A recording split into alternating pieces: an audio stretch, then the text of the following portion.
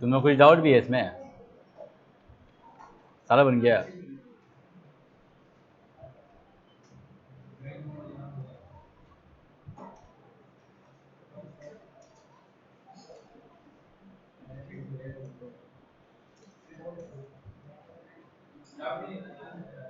किसी बच्चे को कुछ डाउट हो इसमें?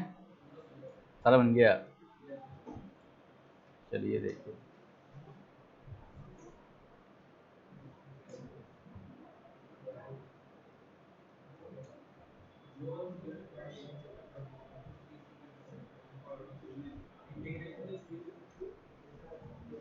देखो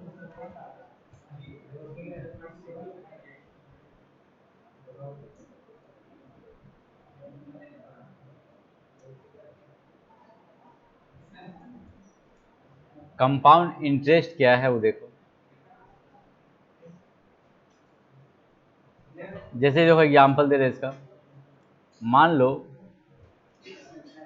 आपसे मान लीजिए 1000 रुपया लिया गया, ठीक है, एग्जाम्पल दे रहे हैं, या आपने मेरे से 1000 रुपया लिया, तो मैंने कमिटमेंट कर दिया कि मैं आपसे 10% ईयरली लूँगा, ठीक है। तो अगर मान लीजिए 1 साल हो गया, तो कितना अमाउंट आपको देना पड़ेगा? 1000 रुपया तो देना ही पड़ेगा, प्लस 1000 रुपया का 10% भी देंगे, 10% ऑफ 1000, है कि नहीं? ये जो अमाउंट हो गया, ये आपका क्या बन गया, लास्ट मतलब फर्स्ट ईयर के एंड में अमाउंट हो गया। हमको A1 से डिनोट कर देते हैं।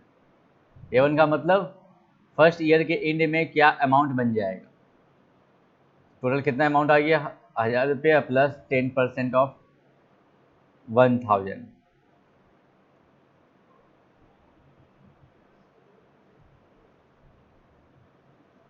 आ गया 1100। अब सपोज कीजिए कि आपने पैसा अभी तक पे नहीं किया, ठीक है, आपने पैसा रखे रहा, 2 साल हो गया।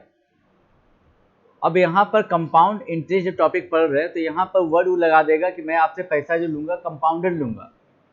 तो कंपाउंडेड बोलने का क्या मतलब है? हाँ, अब जो इंटरेस्ट लेगा वो 1100 रुपये लेगा। 1 साल जैसे पार हो जाएगा तो 100 रुपीज़ पे वो आपका 100 रुपये जो बढ़ गया, इंक्रीज हो गया, उस पर भी इंटरेस्ट लेगा। 1000 का तो इंटरेस्ट लेगा ही, प्लस 100 रुपये जो बढ़ गया 1 साल के बाद, अब उस पर भी वो इंटरेस्ट लेगा। इनडायरेक्टली ये कह सकते हैं कि इंटरेस्ट पे भी इंटरेस्ट लेगा, ये चलता चला जाएगा। तो मान लीजिए आपने इस अमाउंट का फिर इंटरेस्ट निकालोगे, कितना आ जाएगा? 1100 रुपया का 10%,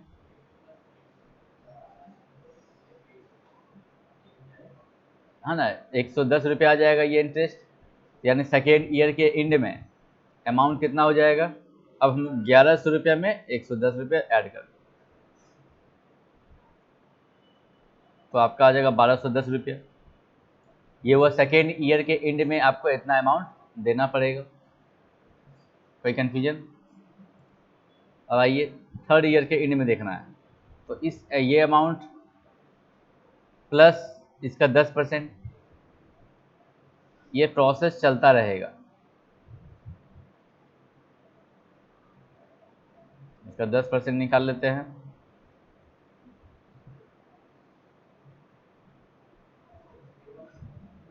कितना आ जाएगा? 1 2 3 आ जाएगा इतना।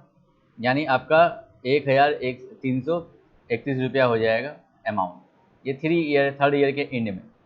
मतलब इसमें बेसिक कॉन्सेप्ट क्या है कि हर साल का प्रिंसिपल चेंज हो रहा है। पहला साल का प्रिंसिपल था 1000 रुपया, सेकेंड ईयर के स्टार्टिंग में प्रिंसिपल हो गया आपका 1100 रुपया, इसी पे इंटरेस्ट निकाला गया है। फिर आपका उसके नेक्स्ट ईयर में फिर 1210 पे इंटरेस्ट निकाला गया। तो हर साल आपका प्रिंसिपल क्या हो रहा है? कंटिन्यू चेंज हो रहा है। जबकि हम सिंपल इंटरेस्ट में क्या बोले थे कि प्रिंसिपल फिक्स रहता है, चाहे 1000 रुपये पर अगर बात किए हैं तो हर साल 1000 रुपये पे ही इंटरेस्ट निकाला, इंटरेस्ट का इंटरेस्ट नहीं लेता है उसमें। लेकिन कंपाउंडर में क्या है, इंटरेस्ट का भी इंटरेस्ट लगेगा। बस में आ गई अच्छे से बेसिक चीज़। देखो आप इसको इस तरीके से भी थिंक कर सकते हैं कि 1000 रुपया जो आपका तो दे ही रहे हैं, ठीक है, प्लस 100 रुपया जो एक साल का एंड में इंटरेस्ट जो बना, आप इससे भी इंटरेस्ट निकाल सकते हैं नेक्स्ट ईयर का। जैसे 100 रुपया ये है ना, इसका कितना इंटरेस्ट बनेगा, इसका 10% निकालेंगे तो 10 रुपया। कि 10 रुपया क्या है, फर्स्ट ईयर का इंटरेस्ट, और इसके जस्ट नेक्स्ट ईयर का इंटरेस्ट कितना था, 110 रुपया। अभी जस्ट निकाला था ना यहाँ पर 100 रुपया इंटरेस्ट निकला था, और ऊपर में देखिए यहाँ पर ये आया था 110 रुपया, 11 में निकाला था। तो सेकेंड ईयर का इंटरेस्ट हो गया आपका 110 रुपया। तो आप बोल सकते हैं ये आप 100 रुपया पे 10% निकाल रहे हो, आया जो 10, ये क्या बता रहा है, सेकेंड ईयर का इंटरेस्ट और फर्स्ट ईयर का इंटरेस्ट का डिफरेंस कितना इंक्रीज हुआ है इंटरेस्ट, वो पता चल रहा है कि पहला ईयर का इंटरेस्ट 100 रुपया है, उसमें अगर 10 जोड़ देंगे तो नेक्स्ट ईयर का इंटरेस्ट निकल जाएगा। लॉजिक क्लियर हुआ अच्छे से। अब ये तुमसे पूछेंगे बताओ, अगर ये सेकेंड ईयर के एंड में 110 रुपया का इंटरेस्ट है तो थर्ड ईयर में कितना इंटरेस्ट ले रहा होगा। तो आप क्या करेंगे, 110 का 10% निकाल देंगे, कितना आ गया 11 रुपया। अब वो 110 में जोड़ दीजिए 121 रुपया। देखिए यहाँ 121 रुपया इंटरेस्ट बन रहा है, ये तो अमाउंट था ही आपका प्रिंसिपल प्लस ये इंटरेस्ट, तो 121 रुपया हो गया। तो आपको पहले साल का इंटरेस्ट में अगर इंटरेस्ट निकाल देंगे ना 10% 5% जो भी क्वेश्चन देगा, तो वो जस्ट नेक्स्ट ईयर का इंटरेस्ट निकल जाएगा। उस अमाउंट को प्रीवियस इंटरेस्ट में जोड़ देंगे तो नेक्स्ट ईयर का इंटरेस्ट फाइंड हो जाएगा। इस पॉइंट को भी ध्यान में रखिएगा, बहुत क्वेश्चन इसके ऊपर बेसिस पे डिपेंडेंट रहता है। ज़्यादा बुक में तो नहीं मिलेगा, लेकिन मेरे टेस्ट के क्वेश्चन मिल सकता है, इसलिए कॉन्सेप्ट पे ध्यान दीजिएगा। अभी नहीं, इस बार टेस्ट में नहीं आएगा, नेक्स्ट टेस्ट में आएगा, इसमें नहीं देंगे।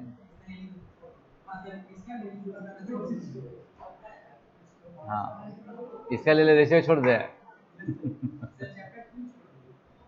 छोड़ना कोई नहीं है, हमको सब चाहिए। ठीक है, यहाँ तक हुआ क्लियर अच्छे से। अब बेसिक इसका फॉर्मूला देख लेते हैं कैसे बनेगा। देखिए अब हम फॉर्मूला बना रहे हैं इसका। मान लीजिए प्रिंसिपल पी है, रेट परसेंट आर है, ठीक है, प्रिंसिपल पी है, आर है, रेट परसेंट आपका। तो फर्स्ट ईयर का इंटरेस्ट कितना बनेगा, पी का आर परसेंट निकालेंगे आप, ये हो जाएगा पी आर बाय 100। ये हो गया फर्स्ट ईयर का इंटरेस्ट। नहीं हो गया, अगर प्रिंसिपल यह 1000 रुपया है और ये 10% है, तो कैलकुलेट कैसे करते हैं, 1000 का 10%, तो इस तरह से क्या निकल जाता है, इंटरेस्ट निकल जाता है ये। अब हमको अमाउंट निकालना है, तो अमाउंट में क्या करेंगे, प्रिंसिपल में ये इंटरेस्ट ऐड कर देंगे। यहाँ तक कोई कन्फ्यूजन, इसमें से पी कॉमन निकाल दिए दोनों में से, ये फर्स्ट ईयर का क्या हो गया, अमाउंट हो गया, जो कि सेकेंड ईयर के लिए क्या है, ये प्रिंसिपल है। अब इस प्रिंसिपल पे फिर आर परसेंट निकालिए, इसका आर परसेंट जो निकालेंगे ये क्या निकल जाएगा, सेकेंड ईयर का इंटरेस्ट होगा। सेकेंड ईयर के जैसे ये आपका जो अमाउंट आया जो कि प्रिंसिपल बन गया सेकेंड ईयर के लिए, इस प्रिंसिपल पर अगर आप इंटरेस्ट निकालते हैं, जैसे अभी 1100 रुपया जो आया था ना, और उस पर 10% निकाल लेते हैं, तो ये 110 रुपये जो आया ये क्या था, ये भी तो इंटरेस्ट हुआ ना, लेकिन सेकेंड ईयर के एंड में। तो मैंने वही यहाँ पर वही कर रहा हूँ, ये प्रिंसिपल हो गया, ये पार्ट देख ही रहे आप, फर्स्ट ईयर का ये प्रिंसिपल है, ये अमाउंट जो फर्स्ट ईयर का है वो आपका फर्स्ट ईयर सेकेंड ईयर के लिए क्या है, प्रिंसिपल हो गया, और उसका आर परसेंट निकाल दिया, तो ये बन गया सेकेंड ईयर का इंटरेस्ट।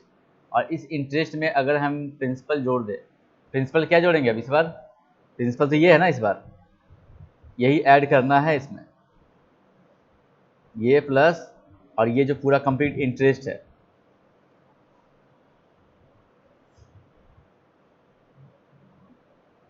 तो ये क्या निकल जाएगा, सेकेंड ईयर का अमाउंट। अब देखिए इस दोनों में से ये पार्ट कॉमन निकल जाएगा, तो फर्स्ट ब्रैकेट में यहाँ क्या बचेगा 1, ये कॉमन निकल गया, तो यहाँ क्या बचा R/100, क्या हो गया डबल स्क्वायर हो गया ये।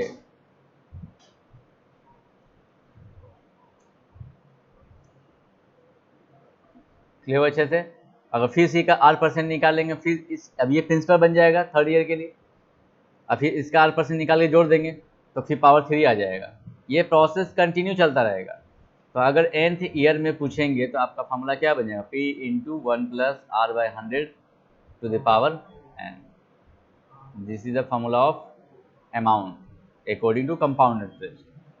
कंपाउंड इंटरेस्ट के अकॉर्डिंग ये अमाउंट बन जाएगा। हो गया क्लियर अच्छे से यहाँ तक।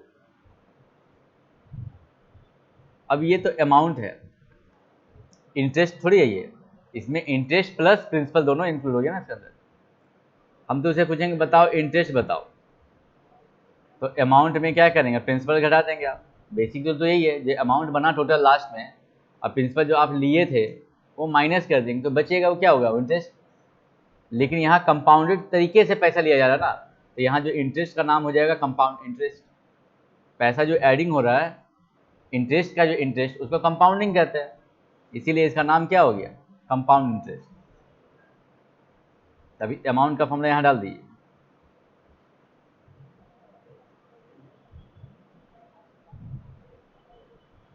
अब दोनों में से P कॉमन निकाल दीजिए,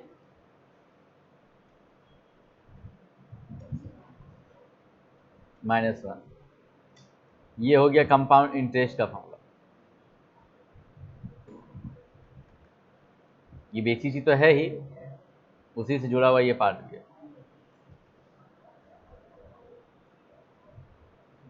हुआ क्लियर अच्छे से। क्या हुआ,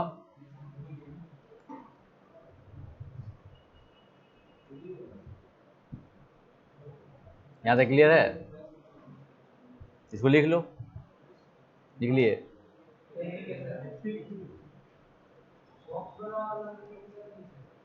जो फॉर्मूला है बेसिक वो लिख लीजिए, वो तो समझाने के लिए एग्जाम्पल दिए थे, काम तो फॉर्मूला ही आएगा ना फाइनल।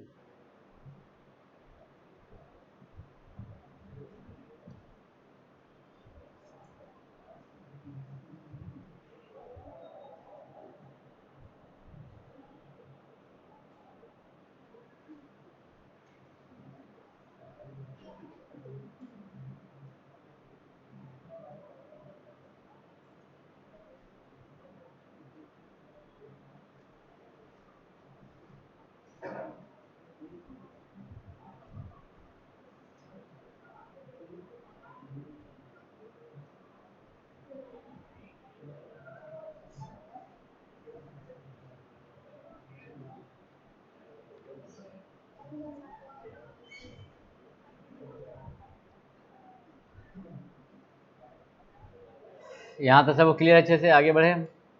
अब आइए नेक्स्ट टॉपिक है कन्वर्सन पीरियड।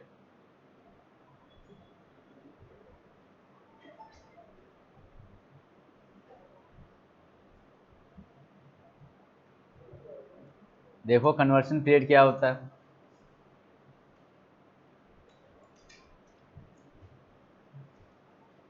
अब जैसे एक वर्ड आप सुनते रहते होंगे, देखे भी है पहले भी आप लोग बुक में, सेमी एनुअली,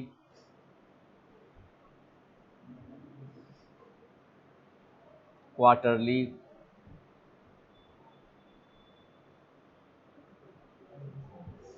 फिर आपका इंक्रीमेंट का हो गया, हाफ ऑफ हो गया। जैसे सेमी एनुअली को आप क्या समझते हैं, हाफ ईयरली बोलते हैं ना, कभी कभी मंथली भी लिखा रहेगा।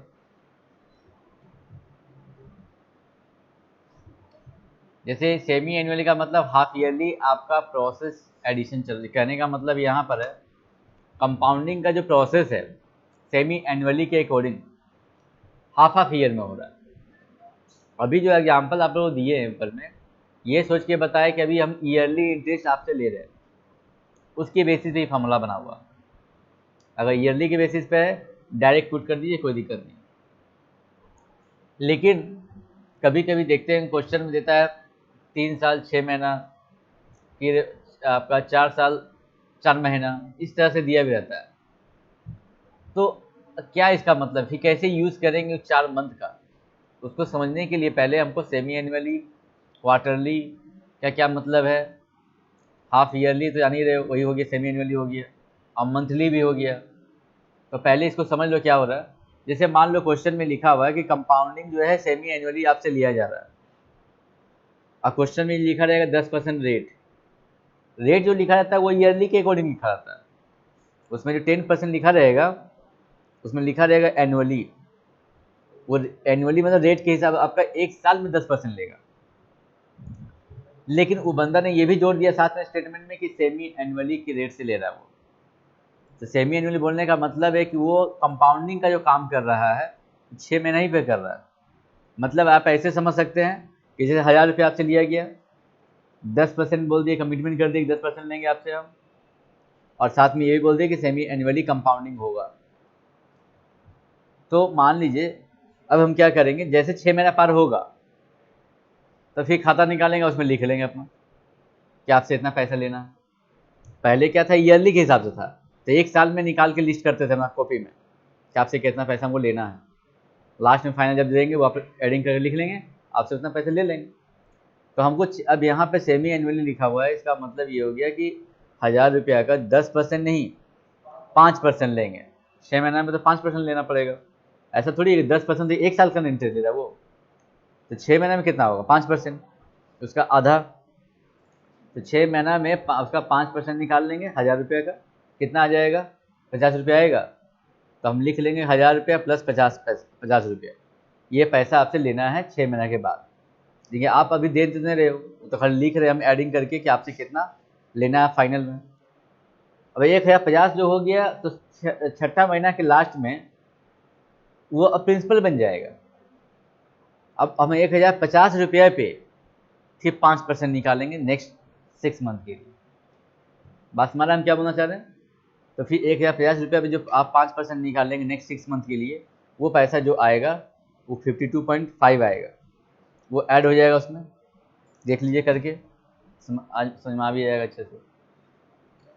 इसमें थोड़ा बेनिफिट ज़्यादा है। देखिए मान लीजिए 1000 रुपया का हम पहले 5% निकाले 6 महीने के लिए, आया 50 रुपया फॉर 6 मंथ के लिए है, ठीक है, पहला 6 मंथ।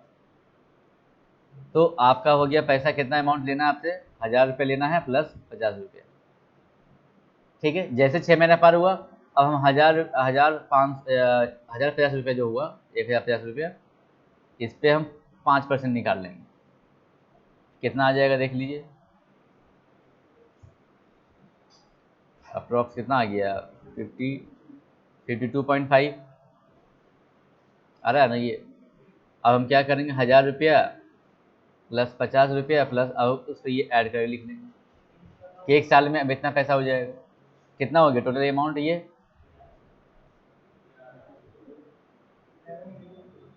1102 कितना हो गया ये, ठीक है। यहाँ फिर से लिख लीजिए,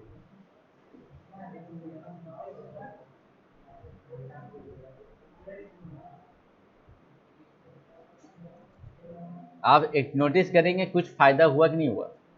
कंपाउंडिंग में पहले भी कंपाउंडिंग था, 1 साल में 1100 बना। अगर सेमी एनुअली कर दिया तो पैसा 2 रुपया बढ़ गया, 2 रुपया 50 पैसा। प्रॉफिट तो कहीं ना कहीं है। यहाँ तो छोटा अमाउंट का बात नहीं कर रहे हैं हम लोग, बिग अमाउंट में तो बड़ा बड़ा अमाउंट बन जाएगा, ये तो ज़्यादा बेनिफिट है। इंक्रीमेंट हुआ पैसा में, यही बड़ी बात है। सेमी एनुअली कर देने से सिर्फ एंड खाली एनुअली की जगह सेमी एनुअली करेंगे, 2 रुपया 50 पैसा बढ़ गया। रीज़न क्या है कि 6 महीने पे कंपाउंडिंग में काम हो रहा है। वो परसेंटेज जो जोड़ा जाए 6 महीना पे, जो इंटरेस्ट बना फिर उसका इंटरेस्ट भी निकाला जाए नेक्स्ट 6 मंथ के लिए। अब ये जो पैसा आया फिर हम क्या करेंगे, इस पर 1102 रुपया पे फिर 5% निकालेंगे नेक्स्ट 6 मंथ के लिए। ये प्रोसेस चलते जाएगा। तो अगर मान लीजिए आपने मेरे को जब पैसा लिया था, आपने बोला था कि मैं आपको पैसा दूंगा 2 साल के एंड में दे दूंगा। तो मैं अपना लिस्ट जो खाता में लिख रहा हूँ बार बार, कितना बार निकालूंगा उसको? ऑटोमेटिक 4 बार निकाल के लिखेंगे ना उसको। तो जितना बार निकाल रहे हैं ना, वही कन्वर्सन पीरियड हो गया। जितना बार निकाल रहे हो, that is called conversion period. कि आपसे वो लिखने का जो काम कर रहे हैं, निकाल निकाल के उसमें कितना पैसा लेना है, कितना पैसा लेना है, कुछ 4 बार करेंगे साल भर में आप। That is called conversion period, यानी एन हो गया 4। इसीलिए वो सुनते भी होंगे आप लोग कि टाइम लगातार डबल कर दिए सेमी एनुअली में। डबल क्यों कर रहे हैं? अगर 2 साल बोले और 4 साल 4 बार लिख रहे हैं, 4 लिख रहे हैं, तो हमको वहां पर पावर में जो एन देख रहे हैं ना, वो एक्चुअली वो नंबर ऑफ टाइम्स होता है। एन जो फॉर्मूला में देख रहे हैं कंपाउंड का फॉर्मूला में, वो नंबर ऑफ टाइम्स है कि कितना बार कंपाउंडिंग किया जा रहा है। बस में आ गया अच्छे से। यानी आप बोल सकते हैं कि 6 महीना के हिसाब से 2 साल में 4 बार कैलकुलेट कर रहे हैं आप। बस में अच्छे से। वही है आपका एन। और रेट में क्या इफेक्ट पड़ा? सेमी एनुअली में केस में आधा हो गया। 10% का कमिटमेंट था, लेकिन आप 6 महीना पहले निकाल रहे हैं, तो आपको 5% लेना पड़ेगा। तो आपका रेट क्या हो जाएगा? आधा, हाफ। तो सेमी एनुअली में रेट हो जाएगा हाफ, और टाइम क्या हो जा रहा है? 2 टाइम्स कर दे रहे हैं, मतलब एन जो हो गया 2 × T कर दे रहा है। बात में आ गया। अगर क्वार्टरली का मतलब क्या होता है? 3-3 महीना पे, 4-4 महीना पे, 3-3 महीना को बोलते हैं। बस में आ गया अच्छे से। तीन क्वार्टरली का मतलब 3-3 महीना पे, 3-3 महीना पे देंगे तो साल भर में कितना बार देंगे आप? 4 बार देंगे ना। इसीलिए क्वार्टरली कहते हैं कि साल भर में 4 बार करना पड़ेगा पेमेंट। तो इसके क्वार्टरली के हिसाब से आर में क्या करना पड़ेगा? 4 से डिवाइड करना पड़ेगा, और एन निकालने के लिए टाइम में 4 से मल्टीप्लाई करना पड़ेगा। अब यही क्वेश्चन मान लीजिए हम सेमी एनुअली की जगह क्वार्टरली लिख देते, तो यही काम, यही क्वेश्चन सेम है, 1000 रुपया ही है, 10% का रेट भी है, लेकिन सेमी एनुअली की जगह हम क्या कर दिए? क्वार्टरली। तो अब खाता कितना बार निकालेंगे 2 साल में? 8 बार निकालेंगे। 1 साल में तो 4 बार निकालेंगे ही, तो 2 साल में 8 बार निकालेंगे। तो हम क्या कर रहे हैं? 2 साल में 2 × 4, डायरेक्ट 8 हो गया। हाँ, कितना होगा? 2.5%। Very good. इसीलिए बोले R/4 हो जाएगा। R है 10, अब बाई 4 2.5। 3 महीने पहले 2.5% लेंगे आप, 10% लेंगे तो फिर तो फायदा क्या है उसको पहले देने का पैसा, है कि नहीं? मान लीजिए आप 1000 रुपये लिए, अब बोले 10% लेंगे आपको साल भर में, हम आए आपके पास 6 महीना पैसा दे दिए, तो आप हमसे 10% ले लेंगे, आधा लेंगे ना। तो जैसा आप टाइम कम करेंगे, रेट भी कम ऑटोमेटिक हो जाएगा, है कि नहीं? तो पहले देने का फायदा फिर क्या है? हम रखे रहेंगे पैसा, उसका यूज करेंगे, है कि नहीं? चलिए, तो ये लॉजिक हो गया क्लियर अच्छे से। इसी के बेसिस पे है क्वेश्चन सारा। इसमें रटने का कोई नहीं, खाली बेसिक चीज समझना है खाली बस।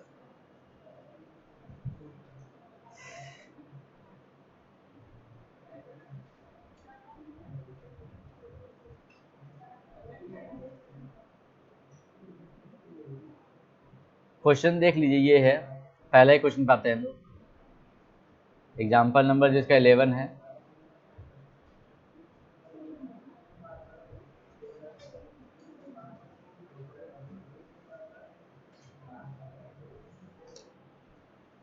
पहले इस क्वेश्चन को सॉल्व कीजिए।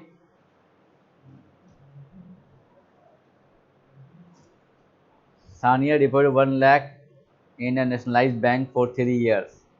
If the rate of interest is 7% per annum, calculate the interest that bank has to pay to Sania after 3 years if interest is compounded annually. Also calculate the amount at the end of 3rd year. 3rd year के and में कितना amount होगा वो भी पूछ रहा है, और 3rd ईयर में कितना इंटरेस्ट बनेगा वो भी आपसे पूछा जा रहा है। क्या? क्वेश्चन पढ़ो, ध्यान से पढ़ो, देखो।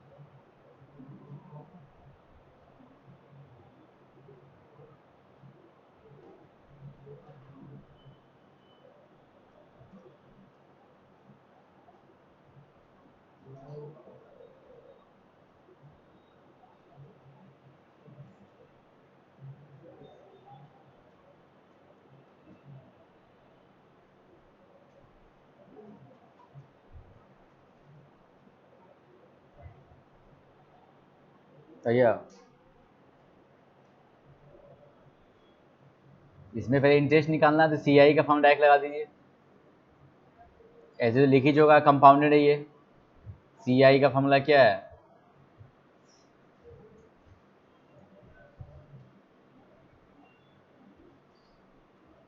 P हो गया 1 लाख,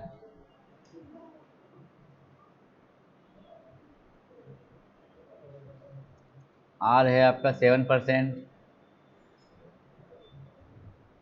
और 3 साल के लिए बोल रहा है।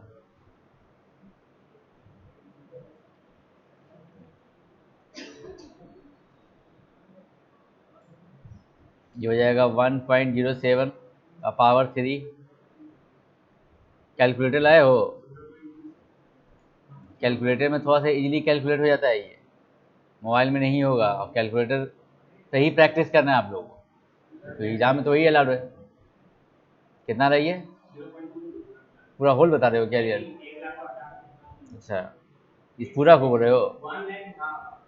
कितना है? 0.22 वैसे नहीं है ना 0.22? हाँ वो लिख रहे हैं इसका पॉइंट हटेगा नीचे, डबल जीरो करिएगा इसके साथ 22,000। ये हो गया आपका इंटरेस्ट। और अमाउंट क्या होगा? Principal plus interest. तो प्रिंसिपल आपका 1 लाख है और प्लस इंटरेस्ट ये निकल गया 1,22,000। देख लीजिए, मतलब पॉइंट में कुछ और भी आ रहा है ना? आ रहा है ना? तो फिर नहीं नहीं वो बात नहीं है। बात एक्चुअली क्या है ना, पॉइंट का जब लाख लाख रुपए अमाउंट है ना तो बहुत बड़ा इफेक्ट पड़ेगा उससे। इसीलिए कैलकुलेटर पे करोगे ना कभी, मोबाइल में क्या होता है कि लिखने में प्रॉब्लम होता है। अभी कैलकुलेटर में डायरेक्ट कैलकुलेट हो जाएगा आपका, आपको लिखने का पेन पेन उठाने का भी जरूरत नहीं है। देखिए कैलकुलेटर में कैसे करेंगे, फार्मूला का खाली कॉन्सेप्ट खाली क्लियर होना चाहिए। माइंड में फार्मूला बैठा लोगे ना कैसे कैसे सेट करना डालना क्या। हम लोग क्या करते हैं, कैलकुलेटर में 1.07 है, इंटू 1.07 करोगे, उसमें देखते हो स्टेप दिखाते रहता है। एक बार क्लिक कीजिएगा तो 3 स्टेप दिखाएगा, लेकिन मल्टीप्लाई 2 बार होता है। ऊपर में देखिए लिखा रहेगा 3, लेकिन मल्टीप्लाई वो 2 बार हुआ है। और एक और इक्वल टू कर दोगे तो वो आपका 3 बार मल्टीप्लाई हो जाएगा। तो 1.07 3 बार मल्टीप्लाइड हो जाएगा। वहाँ लिखेगा 4, लेकिन मल्टीप्लाई 3 बार हुआ। फिर उसमें -1 करोगे कैलकुलेटर में तो आपका ये पार्ट निकल जाएगा कंप्लीट, ये पोर्शन। और उसी कैलकुलेटर में फिर इंटू करके 1 लाख मल्टीप्लाई कर दो, आपका डायरेक्ट आंसर आ जाएगा जो बुक में है। आपको जरूरत ही नहीं करने का। बात में आया अच्छे से? हम क्या बोले? नहीं हुआ? हो गया? कैलकुलेटर का कॉन्सेप्ट क्लियर हुआ सबको अच्छे से? नहीं हुआ?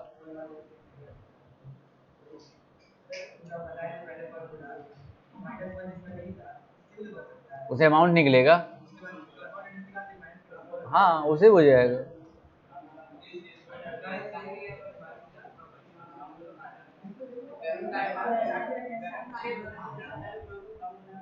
कैलकुलेटर लाया कि नहीं लाया आप लोग? कैलकुलेटर सर नहीं लाए हो? तब सोचते फ़ोन लाए, फ़ोन से काम करेंगे। फ़ोन से काम नहीं करना। इस चैप्टर में आप लोग कैलकुलेटर का ही आदत डाल दीजिए, मोबाइल का यूज नहीं करना है। कि जितना स्पीड कैलकुलेशन उससे करेंगे आपको एग्जाम में उतना बेनिफिट होगा। ICSE के बच्चे लोग तो पहले से अलाउड रहता है उन लोगों को दिक्कत ऐसे भी नहीं होता। लेकिन आप लोगों को अभी से प्रैक्टिस का CBSE बोर्ड का है, वो लोग तो प्रैक्टिस अभी करना पड़ेगा, पहले तो किए ही नहीं है। स्कूल में तो अलाउड रहता ही नहीं है पूरा करना, माइंड से कैलकुलेशन करना। अब आदत डाल लीजिए, इसलिए कैलकुलेटर लेके चलिए अब।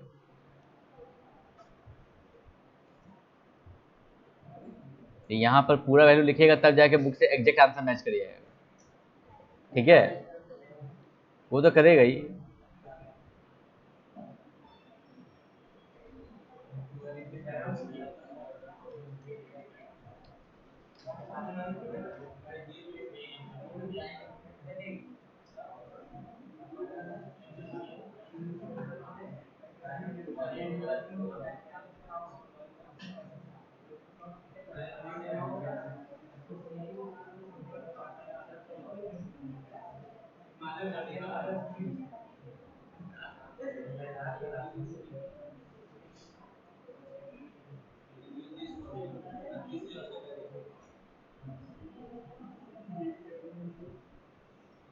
चलिए क्वेश्चन नंबर ये देखिए, एग्जाम्पल नंबर 14।